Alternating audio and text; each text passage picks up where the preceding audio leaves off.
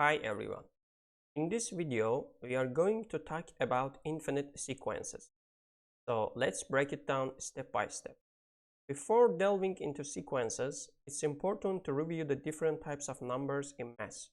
Real numbers, which is denoted by the symbol R, cover both irrational and rational numbers. A rational number, represented by the capital Q, is a number expressed as a fraction p over q of two integers, a numerator p and a denominator q. For example, 3 divided by 2, which is equals to 1.5, is a rational number because both numerator and the denominator are integers. Therefore, rational numbers include integers, whole numbers, and natural numbers.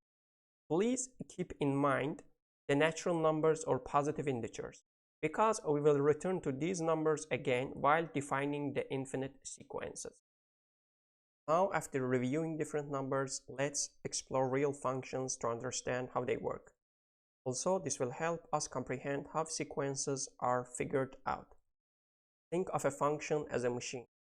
It takes inputs, processes on them, and produces specific outputs.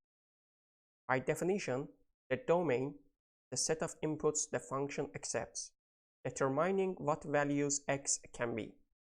In a real function, these x values, denoted by x sub 1, x sub 2, and so on, can be various types of numbers, such as integers or rational and irrational numbers.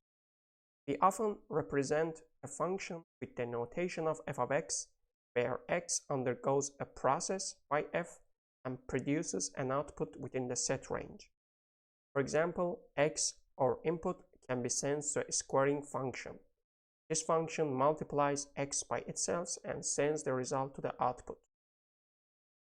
If we plot the inputs and related outputs on a Cartesian plane, the general curved shape is called a parabola. Alright, we have defined the real functions so far, and we have also mentioned that depending on different functions, inputs or x values can be any kinds of numbers. Now let's consider infinite sequences and learn how they are defined. So, what is an infinite sequence?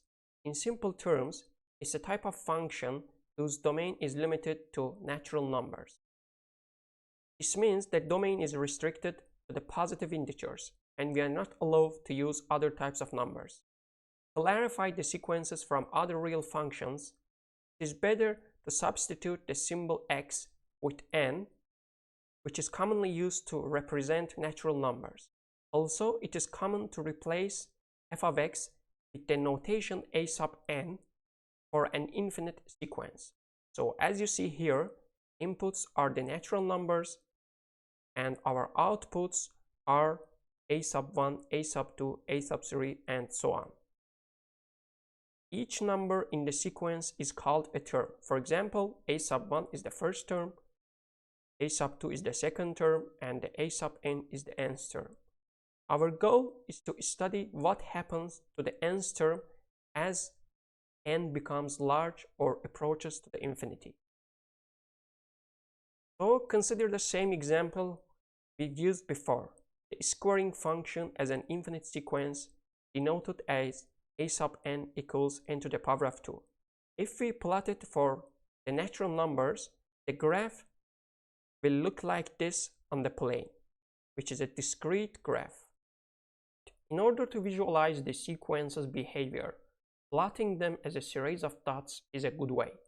Here we can see the graphs of real functions like the square root, 1 over x, and sine function along with the corresponding sequences. On the Cartesian plane, the graphs of the sequences are just some dots since their domain is limited to positive integers. On the other hand, real functions have smooth and continuous graphs. It is evident that each point corresponds to a term in the sequence. The x-coordinate representing the position of a natural number and y-coordinate representing the value of each term. Take the sequence 1 over n as an example. To plot it, as you see here, when n equals to 1, a sub 1 equals also to 1. If we find the values of some terms for n equals 2, 3, and so on, we can easily plot them on the graph. It is obvious that as n becomes larger and approaches to infinity, the value of the sequences becomes smaller and approaches 0.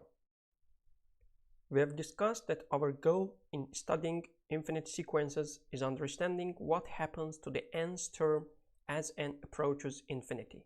Now let's delve into a crucial concept called convergence. In simple terms, if a sequence converges, it converges to a particular value known as the limit. There are two ways to express this, using the limit notation where we say as n heads to infinity, the limits equals L, or we can simply use an arrow as shown on the screen. Consider the sequence 1 over n. It gets closer to the 0 as n grows, which means that it converges to 0. However, the square root sequence as n approaches infinity heads to infinity, so it diverges to infinity. As another example, minus 1 to the power of n is a divergent, as it switches between 1 and minus 1. For odd n, the sequence is minus 1, and for the even n, it's 1. So there is no settling on a fixed value, indicating that this sequence doesn't converge to a particular value.